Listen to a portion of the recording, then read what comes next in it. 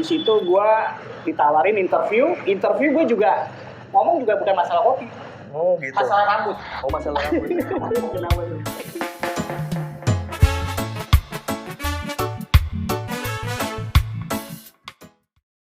Balik lagi bersama gua gengs Nahoy di Nahoy Channel. Kali ini gua udah sama drummer keren yang sekarang udah jarang main drum. Megang. Jarang megang Ya. Nah, kita bakal mau pertanyakan kenapa itu bisa terjadi, guys. Waduh. Opa Doms, apa kabar Opa Doms? Baik, brother. Baik ya. Sehat selalu ya. Sehat. Gimana situasi pandemi? Keganggu gak? Pandemik sih terganggu banget sih, apalagi Keganggu banget ya? dulu jadi yang ngamen, tapi jadi terhenti sekarang gimana, terus Iya. sekarang dari start lagi, Jadi balik barista. lagi. Sebelumnya sebelum COVID masih main drum gak? Sebelum COVID, sebelum COVID sih masih ya? bantu-bantuin edisionalin Matahari, Iya, terus pokoknya yang Matahari itu Band. deh. Terus Terakhir sih main di Gading Food City. Hmm. Iya, Gading Food City. Ya paling ngejam gitu doang. oke. Nah, gengs, ini Opa Domi ini gue manggilnya Opa ya. Sebenarnya namanya Dominikus. Siapa Dominikus main. Yoi, itu ribet tuh namanya gue. Dominikus sebenarnya ya kan? Ribet. Dia ini dulu pernah satu band sama gue juga di Rabanasta. Kita pernah jalan bareng sekitar berapa lama ya, Pak? Setahun lah, paling ada. Setahun Bentar amat lah. Kagak lah. Ini banyak. Sekitar 3 tahun 3 tahunan ya? Iya, 3 tahunan. Iya, 3 tahunan. Nah, beliau ini dulu pernah menduduki satu band namanya Flow Baja, dan Flow Baja itu bisa dikatakan lumayan terkenal pada masanya. Pada masanya betul. Nah, kita bakal tanya nih kenapa dia bisa keluar dari Flow Baja. Gimana Opa? Lu kenapa band seterkenal itu di zaman itu gitu? Lu memutuskan untuk mengundurkan diri? Ada kendala mungkin sepi job atau ada hal lain bentrokan sama pemain player lain atau gimana? Iya, gimana ya? Awalnya sih Flow Baja tuh band dari selatan, Jakarta pinggiran selatan sana. Salah satu reggae juga di selatan. Terus saya gabung selama waktu masih sekolah. Gabung join Flow Baja. Oke. Akhirnya jadi ikut lah. Jadi Ya, ikut arus gitu. Berarti masih sekolah Pak? Waktu itu masih sekolah ya? Ada kelas 3. Oh, kelas 3 SMA. Kelas 3 SMA Oh, ikut. gila, itu lu kelas 3 gua masih kecil kayaknya gua. terus Kelas 3 SMA berjalan, terus gue juga kuliah juga tetap berjalan. Iya. Edisional sana sini. Dan kebetulan ya ada apa ya bisa dibilang ada duitnya gitu. Iya. Maksudnya ya ada peluang lah. Iya. Jajakan diri juga, main sana main sini juga, Iya. bantuin kawan sini juga kan. Ya udah akhirnya saya yang eksis saya doang gitu. Oh, di Flow Baja. Flow Baja. Ikut band sana sini akhirnya Iya. ya udah sampai sekarang juga ngejamblay jatuhnya. Iya, ngejamblay ya. Tapi Flow Baja itu masih ada gak sih sampai detik ini? Buat detik ini sih masih ada. Masih ada. Cuman personilnya sih sudah ada yang baru. Oh, gitu. Buat Jadi drummernya, buat gitarisnya semua. semua udah ganti. Berarti yang tersisa siapanya? Vokalis sama basis. Oh, vokalis sama basis yang masih eksis ya? Yang masih eksis, yang masih orang lama. Oke. Terus setelah dari Flow Baja lu masuk ke Flow Baja langsung ke Rabanasta ya? langsung Rabanasta. Nah, itu Diminta dia. tolong bantu ngamen di Dufan ya udah. Iya. Nah, itu gengsnya Rabanasta itu gue sempat jalanin bareng Opa. Ya. Nah, gimana ceritanya tuh waktu masuk Rabanasta awal-awalnya? Wah, awal-awal itu awal karir saya. Iya, maksudnya gimana ceritanya nih dari Flow Baja lu bisa masuk ke Rabanasta, entah ketemu lu di event atau ketemu di mana, itu kan awalnya mungkin nggak kenal kan, pasti kan? Awal karir reguler saya tuh di Rabanasta. Kebetulan awalnya tuh acara event di daerah SMA Cijantung, Sekolah Katolik. Situ Matahari main yang Masih format lama Matahari ya? masih format lama ya. Ipung. Terus? Matahari main, Rabanasta main, Flow Baja main. Ya. Mulai dari situ diminta bantuan gitu kan. Oh, di situ Edisionalin kenalnya dari situ. buat bantuin Rabanasta ngedramin gitu kan. Ya udah mulai dari situ ya sampai sekarang sampai lumayan 7 sampai 8 tahun ikut Rabanasta. Oke. Terus setelah masuk itu berapa job untuk awalan? Buat awal sih reguler kita main di Dufan. Iya, langsung ke Dufan ya. Langsung ke Dufan. Habis dari Dufan kebetulan ada event juga, tahun baru juga main, di kafe-kafe juga main sih. Mau main juga di kafe-kafe. Nah itu ya gengs. Nah Opa Doms ini di Dufan itu udah kayak bisa dikatakan home band ya. Iya, home band. Dia itu manggung tiap hari. Itu yang gue tahu setelah gue gabung sama Rabanasta. Nah yang gue pengen tanya, awal-awalnya itu langsung tiap hari main di situ? Enggak. Awalnya sih seminggu sekali. Berawal dari seminggu sekali, tambah lah jadi seminggu 2 kali. Terus pernah juga hampir tiap hari main di sana, tapi nggak lama juga, paling 2 bulan gitu. Iya. Akhirnya ya seminggu 3 kali, dari pagi sore closing sama. Itu jangka waktunya berapa lama, Pak? Hitungan tahun atau bulan? Apa tuh? Lu naik tingkat sampai bisa tiap hari itu? Bulan sih. Bulan. Itu sampai tiap hari itu cuman bulan doang? Iya, bulan. Kebetulan lagi ya. butuh ada event apa loh. Libur panjang apa libur panjang anak sekolah, makanya kita disuruh main setiap hari itu. Setiap hari. Capek gak sih, Om? Ya gimana? Gue ngeliat lu pegel masa. Nah, pagi Dufan, sore Dufan, malam juga lanjut lagi.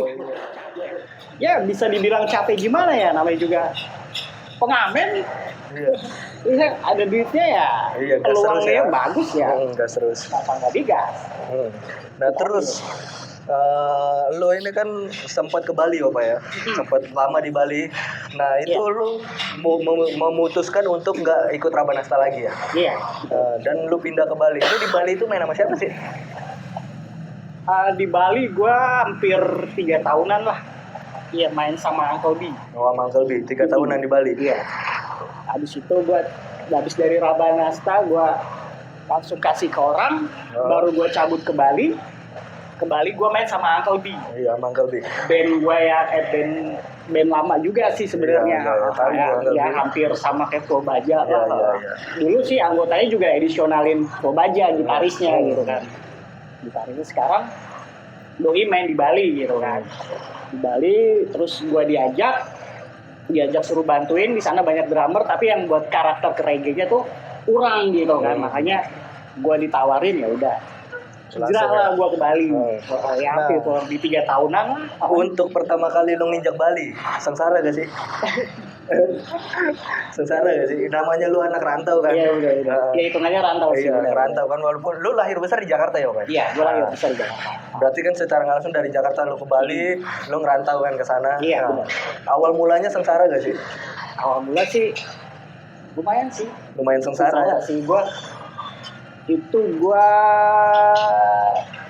baru main seminggu kemudian.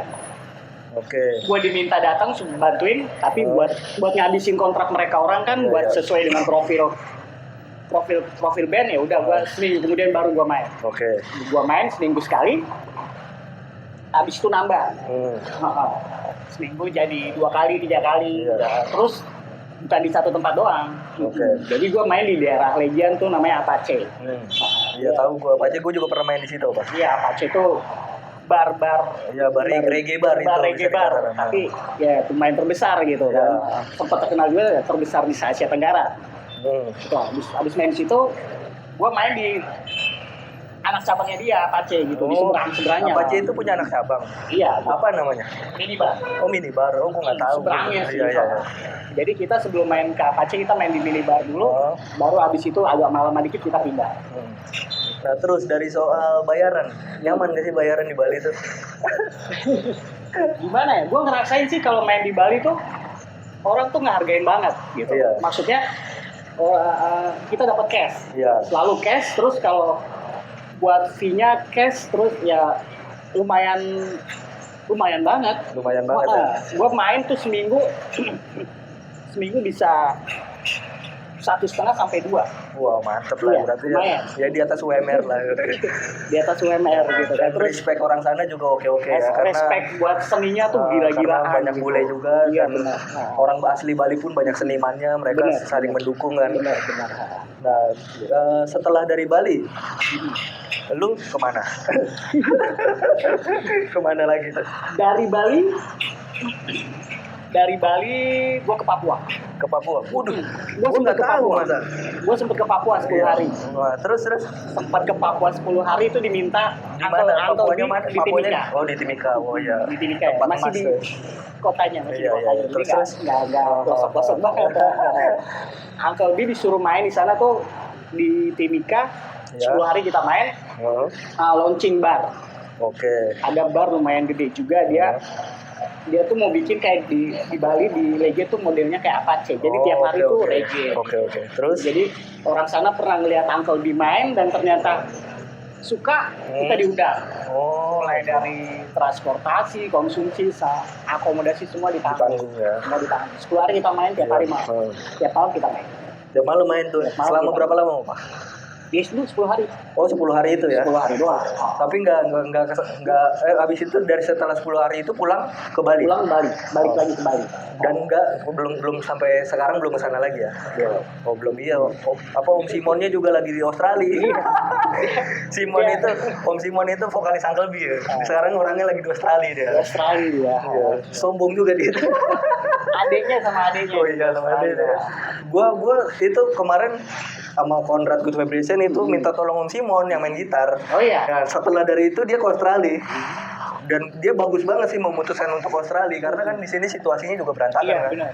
Iya, maksudnya ya keren lah, keputusan bagus lah itu menurut gue. Dia bawa gitar juga dan gue ngeliat sih di updatean dia main juga di sana. Iya, main juga. Meskipun cuma gitaran doang gitu, gitaran, tapi dan ada kadang-kadang band tapi bertiga Iya, main betul. reggae. main juga sih. Bagus sih dia. Keren lah.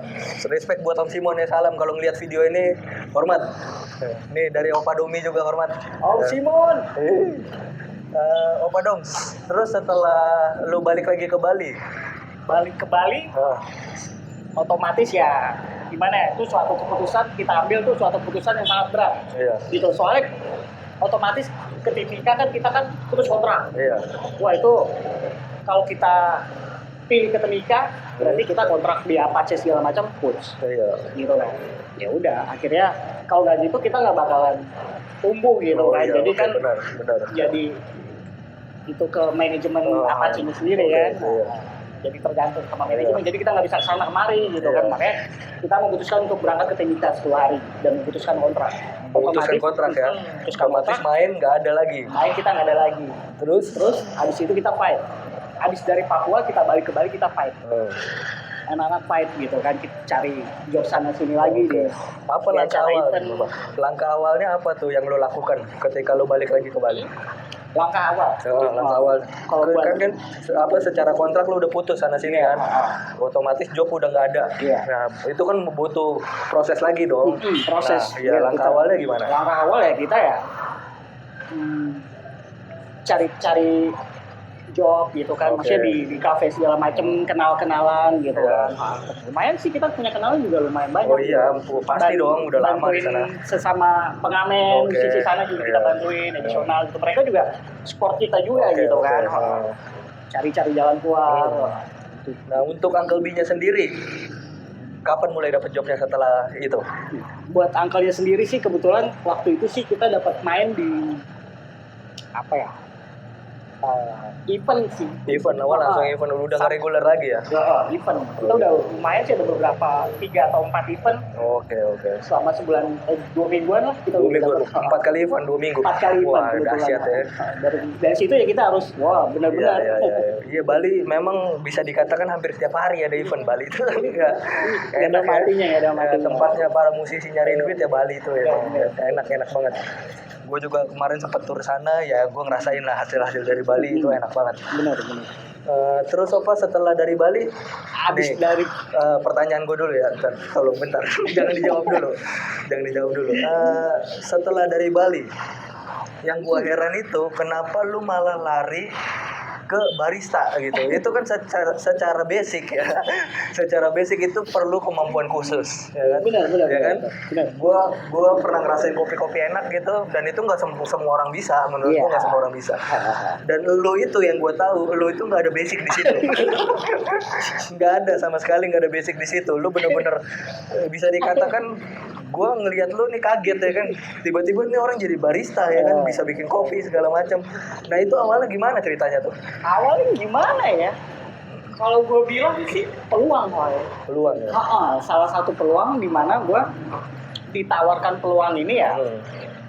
Gue ragu gitu, gue bisa apa enggak gitu kan. Ya udah, gue coba peluang ini, gue coba gitu. Asal nggak bentrok sama jadwal ngamen gue dulu di depan gitu kan, dan event-event lainnya gitu kan. Ya udah, gue ambil lah gitu. Oh jadi lu belajar jadi barista ini udah lama? Udah lama sebelum gue kembali. Oh oke. Terus. Habis di situ gue ditawarin interview gue juga ngomong juga bukan masalah kopi, Oh gitu. masalah rambut. Oh masalah rambut. Kenapa tuh? Gue udah ngomong rambut doang, itu cara bikinnya gimana, tuh cara bersihinnya gimana. Udah kayak orang pengen kepo gitu sama gimbal gitu kan. Udah interviewnya itu doang. Tapi lulus. Besoknya udah langsung. Ini unik juga ya. Nggak tahu seminggu, nggak tahu 3 hari, pokoknya pas hari Senin, gue ingat banget hari Senin gue disuruh datang. Oh disuruh datang. Nah di situ lu mulai belajar jadi Dari barista. situ gue mulai di trainingin cara bikin kopi gimana, gitu, cara bikin minuman gimana. Dari situ gitu. Sekarang ada ilmu apa aja yang lo tahu tentang kopi, Pak? Tentang kopi, apa ya? Ilmu sih tentang rasa sih sebenarnya, tentang rasa ya. juga. Terus cara penyajiannya juga, cara kita berkomunikasi sama customer juga. Oke, gitu. Buat gue sih nggak sembarangan banget gitu itu kan. dia makanya. Soalnya kita kan juga namanya jualan memikat orang beli customer gitu. kan. Iya itu dia. Nah, gimana caranya coba? Jelasin dong dikit dong. Gimana ya jelasinnya ya? Gue pribadi sih kalau gue untuk rasa dulu satu-satu deh, untuk rasa dulu. Apa yang buat taste lo itu beda dari orang lain? Apa Pasti ya? ada dong. Taste-nya sih cuman bikin apa ya, orang enaknya aja dia nikmatin kopi, entah dia mau pakai susu kah atau enggak kah itu. Iya pokoknya dia nikmat aja, mau pakai es mau panas gitu, yang penting dia nikmat. Makanya kita harus cari basicnya gimana biar dia pakai susu atau enggak pakai susu enak. Itu terus nyaman gitu kan, di mulut nyaman. Ada rahasianya gak yang spesial dari lo gitu Spesial? untuk rasa? Ya gimana ya, buat gue spesial nggak ada ya sebenarnya. Cara bikin kopi lo itu normal dengan barista lain atau beda sendiri sih? Buat gue pribadi sih normal biasa gitu kan, tapi ya nggak tahu deh untuk orang yang menikmati sih gitu. Kalau mereka puas ya gue seneng gitu, berarti gue berhasil gitu kan. Kalau enggak ya PR buat gue. Buat pembelajaran lagi ya. Itu dia. Tapi gue belum ngerasain kopi lo sih. Kode keras. Nanti lah kapan-kapan gue pasti cobain kopi lo. Nah terus setelah tadi apa aja sih selain rasa, apa sih? Rasa, terus buat penyajiannya gimana? Penyajiannya segi penyajian. Dari segi penyajiannya kita sesuai nggak, maksudnya apa yang dia mau nggak gitu. Gitu. Apa dia suka apa enggak. Contohnya dia pengen ini dengan rasa jangan dibikin pahit atau jangan terlalu pahit, harus berbody atau gimana gitu kan. Itu selera customer ya, lu mesti selalu siap ya. Harus, dan mau nggak mau. Dan harus enak ya kan, harus enak ya, walaupun sebenarnya intinya dia nyaman. Benar. Pas minum nyaman, entah dia langsung turun ke tenggorokan atau ke daun kan, itu nyaman sendiri. Benar. Nah, terus apalagi tadi pendekatan penjualan sama customer ya. Ya enaknya kita bergaul aja, ngomong gitu kan, cara kita menawarkan minuman gimana gitu kan, yang kita yang kita jualan aja gue santai aja, secara santai seperti bergaul biasa aja ya. Itu dia. Nah, dari kapan lu belajar? Gue belajar 2000 berapa ya? Itu gue masuk kalau nggak salah 2017. Iya. Gue start jadi barista gue 2017. Habis itu gue kepotong. Gue ke Bali, hijrah gue ngamen di sana full 3 tahun gue di Bali. Berarti sebelum ke Bali kan itu ya? Iya betul. Terus sebelum ke Bali gue ada 2 tahun gue jadi barista. Nah terus masuk Lion Coffee itu dari kapan? Lion Coffee sebenarnya gue bikin ide ini kecil sih. Dulu gue punya ide tuh gerobakan, nggak segede kayak gini gitu Iya, kan. iya. Dulu gue gerobakan, ngeliat teman gue yang punya ini juga, dia jualan Thai tea, Iya. gue ada kepikiran, kenapa gue nggak bikin kopi aja ya gitu kan. Tapi gue maunya yang kecil-kecilan, gerobakan. Udah otomatis gue manual semua, Oke. nggak ada mesin atau apa gitu kan. Itu terlintas gue idenya itu. Lama kelamaan ya udah, teman gue ini si Oma ini nawarin, ops gedein aja sekalian, kita bikin gede gitu, kita join sama ini lagi gitu kan. Ya udah akhirnya jadilah Lion. Oke. Nah dari segi saham perusahaan kopi ini nih, soalnya Saham perusahaan sih ya gimana itu? cukup memeras kepala juga ya. Soalnya kita juga dapat sponsor juga. Oke. Ada sponsor ya. Terus kita juga Iya. kolektif juga gitu kan ya. Dari sponsor itu bertanggung jawab juga ya kan? Iya, makanya Ya, kita dari harus pihak Opa Domi dan kawan-kawan itu bertanggung jawab kan? Benar. Jadi kita nggak sembarangan bikin ginian gitu kan. Nah terus kenapa lu nggak main drum lagi, Om? Ya kan? Alasannya nih, ya kan maaf. Wah itu drum gua apa ya? Ngamen musisi, maksudnya kalau bermain musik itu bener-bener ngeruts banget, maksudnya Iya, basic iya. gue ngeruts banget. Jadi gue ikut barista gue juga aduh. Terus gue ikut barista dari awal juga bener-bener berat gitu kan, soalnya bukan dunia gue. Oke. Gue pribadi bukan dunia gue. Iya, gitu kan. betul lah. Jadi gue harus rambut aja udah kelihatan lah gimana. pindah ke dunia lain, Iya. dunia barista gue jadi shock segala macem Oke. gitu kan. Jadi mau nggak mau gue harus ambil di peluang, Iya. karena kan gue juga harus buat tanggung jawab masa Oke. depan gue juga Oke, gitu benar. kan. Makanya gue lebih dominan ke barista. Oke. Tapi seandainya ada orang yang menawarkan lu jadi drummernya, lu masih mau gak sih? Masih mau gak sih? Gue udah megang. Udah waktunya berat gak kira-kira? Waktu berat ya?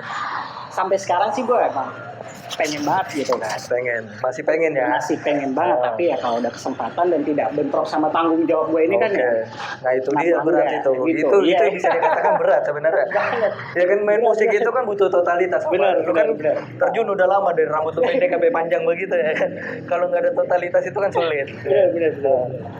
Jadi secara nggak langsung jawabannya ya atau tidak kalau ada orang yang ngajakin lu main drum. Sebenarnya lu lebih Dari hati gue sih mau. Iya. dari hati mau ya. Dari hati gue mau. Tapi dari keadaan berat. Berat. Jadi secara nggak langsung lu udah memilih jalan lu yang sekarang ya. Iya, benar. Oh ya udah. Yang penting sukses terus ya Pak ya. Oke, Thank you terima ya kasih. atas obrolan ini. kasih, Nah itu Bro. dia ya geng, kita udah membahas sedikit pengalaman Opa Domi dan perjalanan dia sampai dia jadi barista dan dia memutuskan untuk memberatkan untuk menjadi seorang barista, ya kan? Untuk menjadi seorang drummer ya di keterbelakangan dulu ya. Cuman kalau untuk yang ngejam boleh nih ajak Opa Domi. Ini Opa Domi ini ngerus habis. Dia main reggae-nya oke lah. Gue pernah main sama dia asik orangnya. Ya. Thank you ya gengs. Thank you gengs. Bye. Bye.